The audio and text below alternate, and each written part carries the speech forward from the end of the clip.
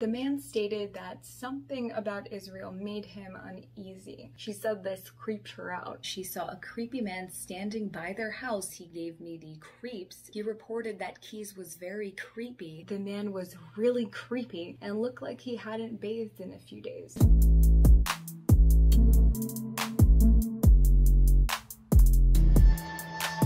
Serial killer Israel Keyes affected the lives of many people, some to more extent than others. Throughout my research, as I went through the Israel Keyes files in the FBI vault, one thing that really stood out to me was the sheer number of complaints that had been filed by all kinds of different people who were reporting to have had encounters with Israel Keyes. This is a bizarre collection of stories, and I'm gonna read some of them for you guys right now while I snack on some popcorn and soda.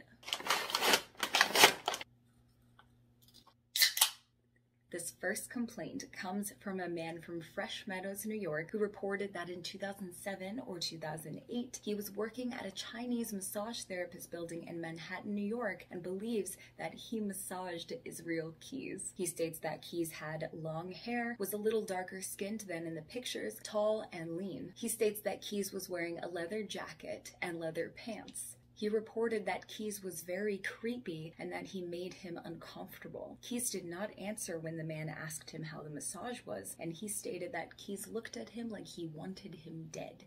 This next complaint occurred around Saturday, March 14th, 2011. A man went fishing at Perris Lake, located in the California State Park. He was in the Winooski Beach area and fishing about 100 yards from a local campground. At one point, he was a little ways from the shore by himself when a man came through the brush with a bucket, fishing pole, and a shovel. The man noticed how funny his mouth looked and how far apart his eyes were. When he saw Israel Keyes' photograph on the news, he said he immediately knew that this was the man he had encountered. The man asked him strange questions, like if he had a family, and if he were to die today, would anybody miss him? He said the man claimed to be a medical student, as well as a contractor. The man also said he admired the work Germans did during World War II.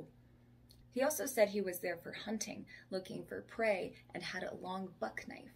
The man found it unusual that he'd be hunting there since there's nothing to hunt for in Southern California. He said the individual did not have any facial hair or jewelry on, and his hair was messy and looked like he hadn't showered. The man said that he was afraid of him immediately. He noticed that the end of the individual's shovel had rust on it, but couldn't tell if it had just been used. This man called for his son at one point, and once the individual realized that he had a child, he lost interest. The man said that Keyes then moved towards the campground and began talking to other people in that area. This next encounter came from someone who called on behalf of his friend who was out of town the last week of November 2011 to the first week of December 2011 for a bridge tournament. This person was dog sitting for his friend and was walking her two dogs and his own dog at Matanuska Lake Park. Roughly 5 minutes into the walk, he noticed a man in a parka who resembled Keyes. The man was trying to open up a pump station cover using a shovel. This person continued walking and was returning the exact route that they took when they heard shoveling. They got back to the lot after what was described as a short and nervous walk. There was only one car in the lot. They called Palmer State Troopers and they showed up. The complainant then took them back to the manhole where she thought she saw Keyes, but there was no one there when they returned. This next encounter occurred between October and December of 2011. The complainant says that they saw Keyes on the University of Alaska Anchorage campus with an unknown blonde woman. During this time, they also saw Keyes with Samantha Koenig on bus number 13. Koenig's father was also with them. Koenig and her father spoke to each other, but Keyes never spoke to her father. At approximately 9:30 p.m. on the day that Koenig went missing, the complainant and his roommate said that they were waiting at the Providence Hospital bus stop when they heard a woman screaming like she was being raped. They reported the screams to local police. The complainant boarded the bus and said that Keyes and Koenig pulled up in a white truck next to the bus. They stated that Koenig knocked on the window so hard that her knuckles bled and mouthed the word "help." The bus and the truck pulled away from the bus stop. The truck swerved and the bus pulled over to call the local police. The truck then turned left on Lake Otis, followed by another left on Molden. This next complaint comes from a woman who says that she may have met Israel Keyes 3 or 4 years ago on the 4th of July. She and her family were attending the Art Fair on Bainbridge Island, Washington. She knows that it was the 4th of July because her family attends this art fair every year. She was just not sure exactly which year. While at the fair, she met a man named Israel. According to her, Israel looked just like Israel Keyes with long hair. Israel gave the woman a painting that he had won from a raffle. She said that she and her daughter talked with Israel Keyes for a while, but never did get his last name. The complainant talked to her daughter after the news broadcast, and both agreed that the individual they met looked like Keyes. She said that she does still have the painting that Israel gave her, and advised that she would provide it for fingerprinting if needed. This next woman believes that she may have met Israel Keyes in October of 2011 at the Contra dance in Montague, Massachusetts off of I-91. The man she believes may be Israel Keyes was taller than 5'9" and had hazel eyes. He had curly brown hair that was almost shoulder length and no facial hair. She talked with the man for a bit because he came into the dance. He was calm, quiet, and self-assured. She asked the man what brought him to the area. He explained to her that he had been in the Middle East when he was in the service and learned Arabic. He had since made software to teach Arabic and planned to attempt to sell it to colleges. The man had a casual conversation with her. He stated that he was living in a vehicle down by the river. When the caller revealed that she worked at a bank, he jokingly asked if she could get him some money. He seemed reserved and never took his coat off. The caller revealed to the man that whoever was with her, enjoyed dancing, but that her older daughter did not. He asked where she was, and this made the woman very uncomfortable. She noted the man's teeth. His 2 upper front teeth seemed further back than the rest of his top teeth. She recalled a boy in Brattleboro who went missing from a foster home around the time that she had met this man.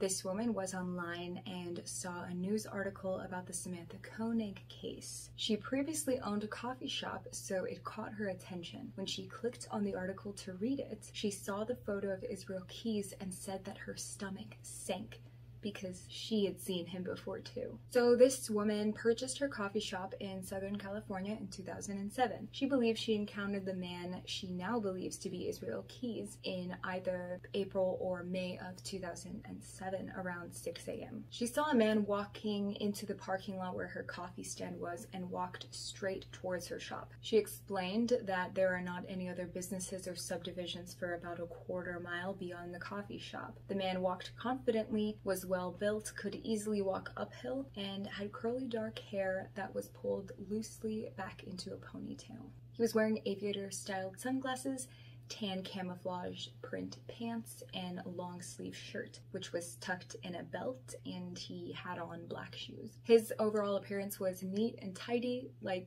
someone in the military. She said the way he dressed stood out because no one in that area dressed that way.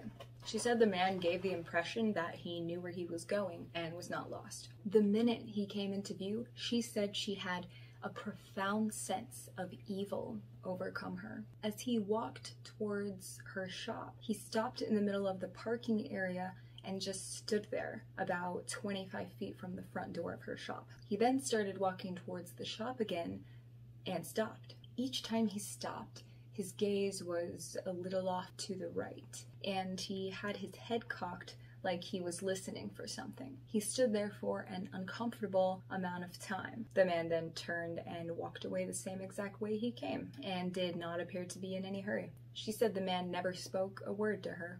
This woman phoned in and reported watching HLN and recognizing Keyes as a man she met a couple of winters ago at a dog park, 2.5 blocks from her home. She stated whom she believes was Israel Keyes sat in a 6 or 7 year old reddish maroon truck and just stared at her, and another unknown female who were both walking their dogs. She stated he had no reason to be there and that he creeped her out. She described Keyes descriptions as thin, having a white pale face, long hair, being about 180 pounds, and looking exactly like the picture of Keyes featured in the media. So this woman reported that she has a dog and frequently walks him in a local park in the town of Santa Fe, New Mexico, where she resides. She took her dog to this park about a year and a half to 2 years ago on a dark winter night. She was returning to the parking lot when she noticed a pickup truck idling next to her vehicle. The driver of the pickup truck asked her either, "Hey, what are you doing?" or "Hey, how are you?" He also asked, "What do you do for fun around here?" which implied he wasn't from the area. She replied, "Nothing,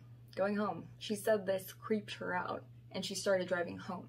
She noticed that he had been following her for a block, and then he waited directly behind her while the gate of her house opened. She said he drove off as she turned into her driveway, and she never saw him again. This next report is from a girl who believes that she met Israel Keyes both online and in person in September of 2007 or 2008. She explained that she was on AIRG.com and Moco Space when she met Keyes. Keyes was a role player on these sites and was playing an elf. The man was using the screen name Hades Hellfire, Master Destroyer, and Killjoy 1492. She remembers being in the Gold Lounge chat room and receiving a personal message while talking to a friend from Alaska. In the message, a man introduced himself to her only as Israel. He said he was a traveler and a newspaper salesman and claimed to have been to all 50 states. He asked where she was, and she said that she was in Long Island, New York. He explained that he was in Baldwin, New York, and suggested that they meet up. She and two of her friends took a cab from Nassau Community College to Baldwin and met Keyes at Starbucks. Keyes claimed to also be taking classes at the same college and said that he liked to sit in the main square and watch people. The caller explained that the man was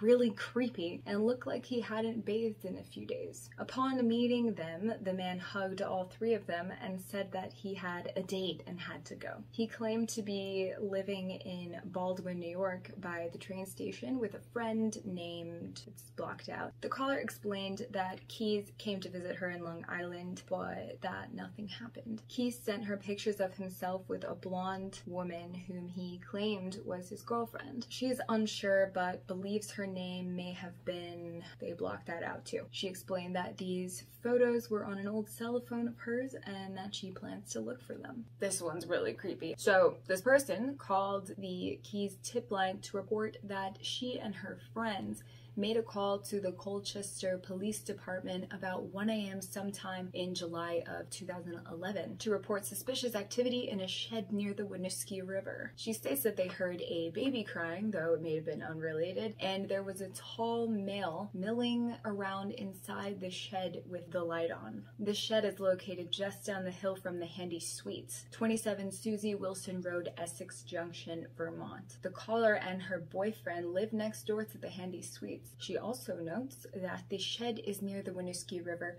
where they located the bucket, one of Keyes' weapons and equipment caches. So a quick note. June of 2011 is when Israel took the Curriers and when he stayed at the Handy Suites and was down near the Winooski River where he had buried one of his kill kits.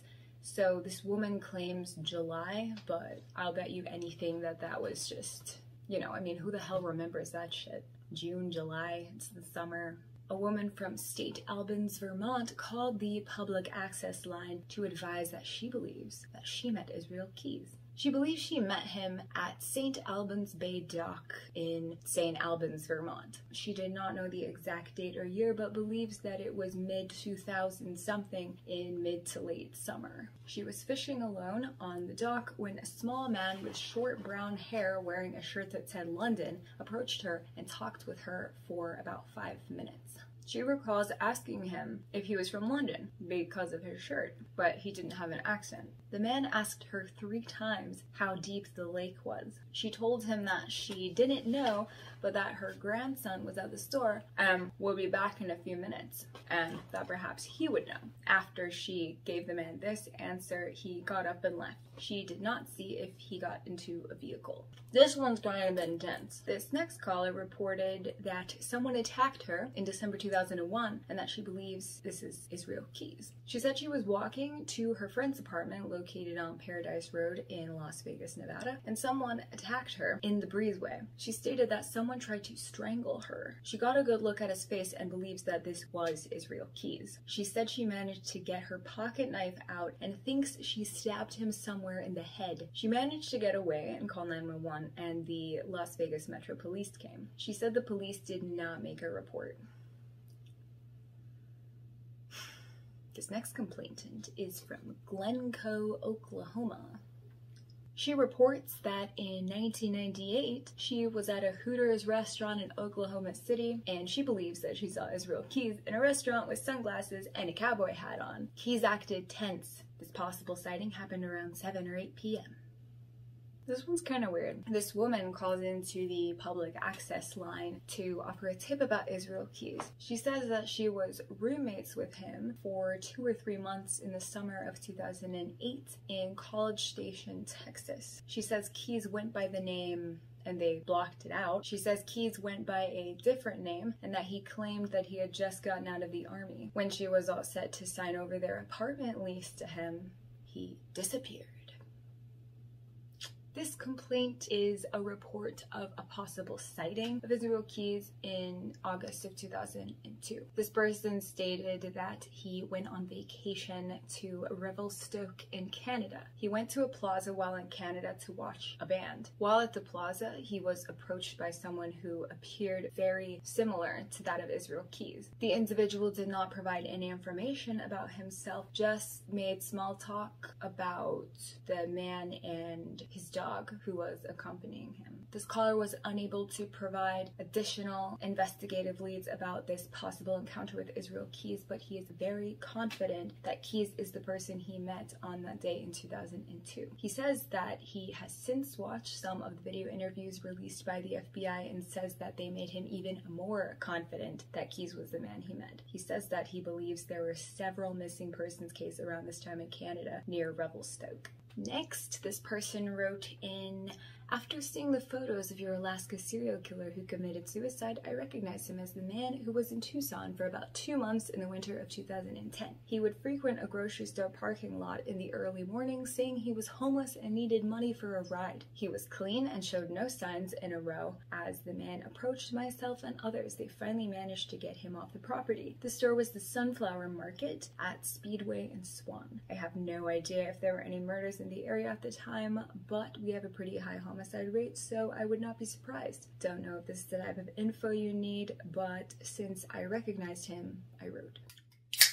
Another person from Spokane, Washington called in to report that a man named Israel worked at Paggliacci Pizza in Seattle between 1995 and 1996, who looks very similar to Israel Keys. This next person called in to report that Israel Keys visited the Great Alaska Tobacco Company at 1650 West Northern Lights Boulevard in Anchorage, Alaska, about once a week to make a purchase.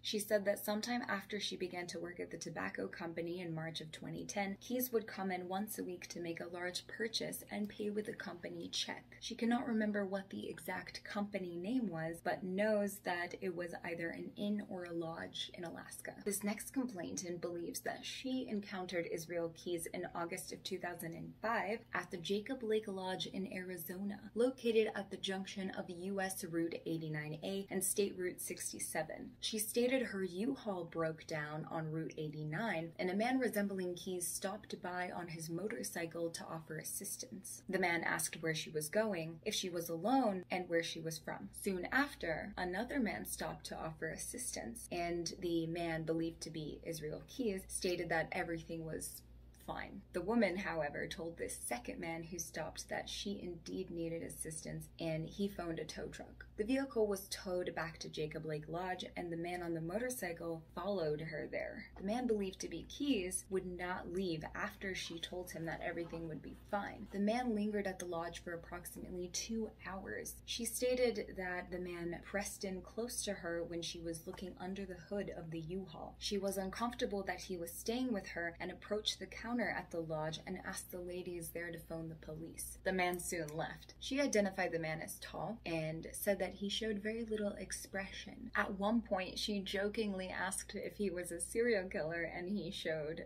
no response.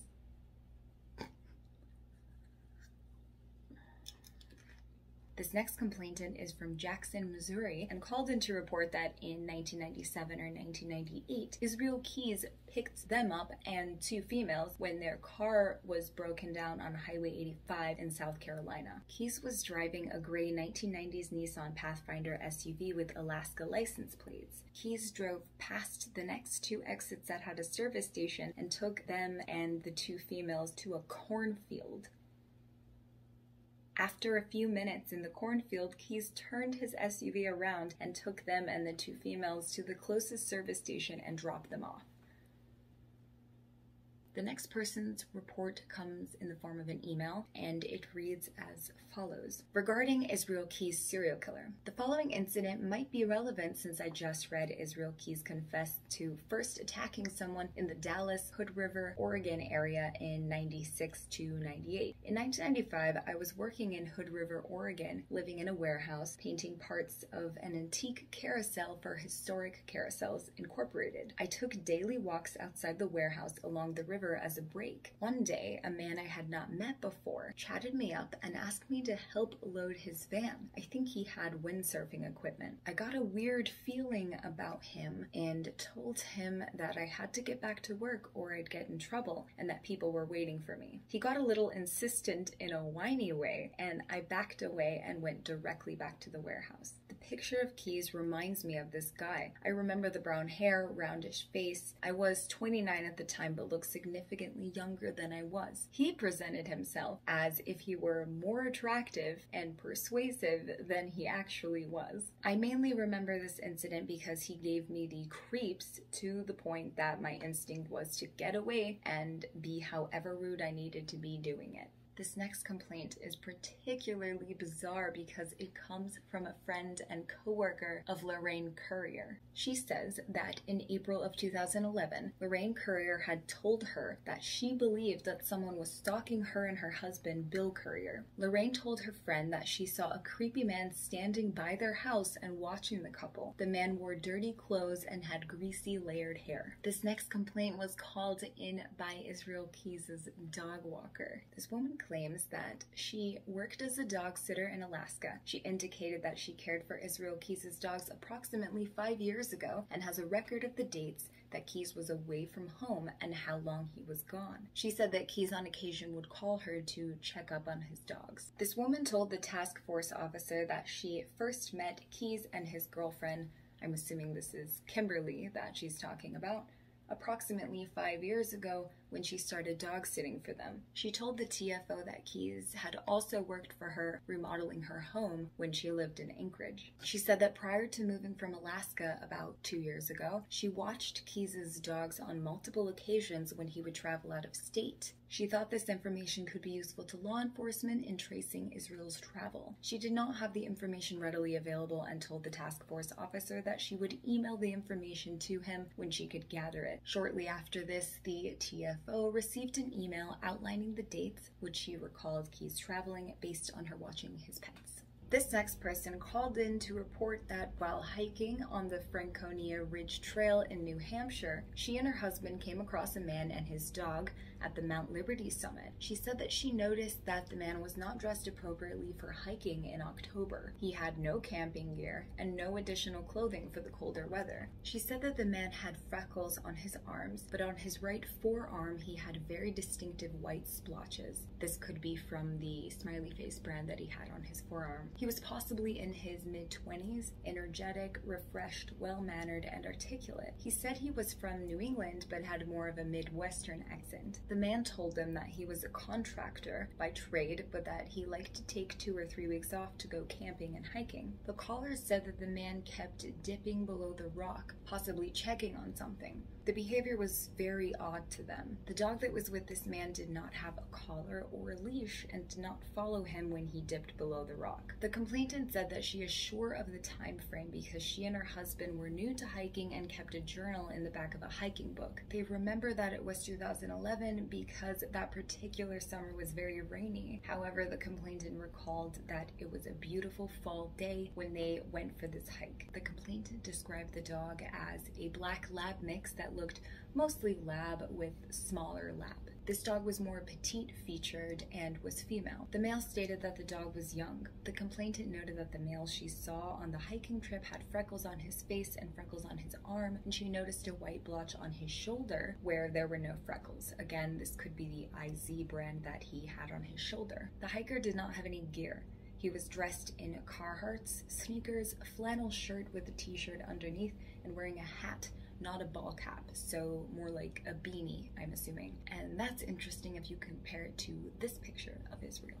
Another woman from Anchorage, Alaska, called to report that 4 or 5 years ago, she believes that she saw Keyes driving down Benson Boulevard in a white truck with a dark-haired Hispanic woman. She advised that the woman was struggling and trying to get out of the car. Keyes was grabbing her by the neck, and the woman was fighting back. She called 911 to report this and tried to follow the truck, though she said she was unable to follow the truck because she was unable to keep up at that rate of speed. Another unnamed caller reported a possible sighting of Israel Keyes. They noticed Keyes between June and August of 2007 in the Showboat Casino in New Jersey. They pointed out that Keyes had very abnormal looking long hair which stood out. Keyes was also wearing a chef's apron along with other kitchen attire and was with a prostitute. This report comes from a woman from Nashville, Indiana. She reported that she saw an individual who looked very much like Israel Keyes when she was driving a truck route in late summer of 2010. The delivery route was between Anchorage and Cooper Landing, Alaska. She states that the male resembling Keyes approached her while coming out of a rest stop and attempted to talk to her, but she kept walking. Later during the same trip, about 100 miles down the road, she had pulled her truck over to the side of the road to get some rest. This same male who looked like Keyes knocked on her window and asked if she was okay, and she stated that she always travels with her 100-pound dog. She said that he immediately backed away and left. She believes that the individual was Keyes, but that he had his hair up in a ponytail. This next report is from a woman from Spokane, Washington, who called in to report that Israel Keyes had sold her a book back in 2009. A friend of the caller's met Keyes in Cladwell and told him about the caller, her friend. Keyes sold her the book entitled Restoration: Returning the Torah to the Disciples of Jesus Christ in 2009. Keyes returned at a later date to sell this person more books, but she did not buy any more books from Keyes. This caller recognized Keyes from his picture on the evening news. One call came from a man who had an encounter with Israel Keyes around January to May of 2011. He remembers the encounter because the conversation was about the man's unique name. The location was at Park Bar located on East 15th Street at Union Square. The time of day would have been around 8 p.m. to 9:30 p.m. So this man was at the bar with a coworker when a fairly drunk man butted into their conversation. They all introduced themselves and he gave the name Israel Keyes and even showed identification because of his unusual name. Keyes said that he had hippie parents. That was the reason for his weird name. He was very observant in the brief conversation, which lasted 5 to 10 minutes. He said, "I bet you're a stockbroker." The man seemed fairly drunk at 9 p.m. Keyes stated he had also had mushrooms earlier in the evening. He was with a few friends that were asking him to come back with them and stop bothering people. The caller described the man as white, about 30 years of age, with medium to dark, longish, shaggy-looking hair. So this next complaint is from 2004. I mentioned it briefly in the documentary I did, Israel Keyes' Life in Detail, so some of you may remember. It comes from a woman from Santa Barbara, California, who was calling to report that she saw a picture of Israel Keyes on Yahoo News last night, and she realized she recognized him. She was on a road trip in 2004, and she was on the Cheapsake Bay region and pulled over to stop for the night. She was napping in her car with her blanket pulled up close to her head when she heard someone trying to jimmy the lock on the door. She heard a scratching noise and saw Keyes standing there. She saw Keyes smiling at her with his bare teeth as he was pounding on the window with both hands. She just thought it was someone strung out on drugs and did not give it much thought, but remembered that Keyes reminded her of the guitarist from the Red Hot Chili Peppers. This last encounter that I'm going to read you guys comes from a resident point of Port Orchard, Washington. He stated that he believes he encountered Israel Keyes in late December of 2005 or early 2006. The caller explained that he had just traveled to the South Fork of the Hoh River Campground for a steelhead fishing trip. He described this campground as being a very isolated campground that is operated by the Washington State Department of Natural Resources. He was traveling alone with his 2 dogs. He stated that when he arrived at the campground, which was in the early evening, just after it became dark, he saw one other vehicle parked in the campground. The vehicle was described as an older, junky, light-colored car, possibly a Datsun or a Toyota. After arriving at the campground, he was contacted by the individual associated with the car, who identified himself as Israel. The man stated that something about Israel made him uneasy, so he told Israel that some of his friends were on their way to the campground and should be there soon, which was not true. Israel did not appear to have any camping gear with him or food, so the man offered Israel to have some dinner with him, providing he did not mind barbecue pork sirloin. He stated that he thought Israel might be Jewish due to his name and might not eat pork. He recalled that they ate together, drank a few beers, and talked. Israel said that he was waiting for the sky slopes to open up so he could work. Israel may have also had a guitar or something similar with him. The man did not recall if Israel said where he was from. After eating, he told Israel that he was going to go to bed and had to get up early for fishing. In the morning, he found a note from Israel that thanked him for the barbecue and wished him luck fishing. He no longer has this note. He stated that he heard the interview of the Alaska victim's father on NPR and that this is what made him recall the incident. He has since looked at photographs of Israel Keyes and is convinced it is the same person that he ate with at the campground. He has not listened to any of the publicly released interviews of Keyes, but recalled that Israel had a soft voice. That's it for this video. There were so many of those encounters. Some of them I actually had read previously and couldn't even find through all of the files. There's so many of them. Anyways, I hope you guys enjoyed this video. Thank you so much for watching. I'm Victoria Evans. Be safe out there.